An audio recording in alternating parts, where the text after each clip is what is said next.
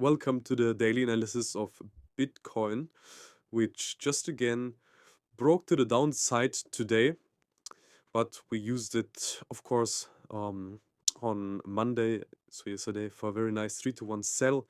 And today we started buying the bottom here, so we already hit 1, 2, 3, 4 take profits just to start this trading week. Looking pretty good so far. Overall, we do have a big resistance here, so we are going to see $76,500 soon. That's why I'm putting my take profit here as well.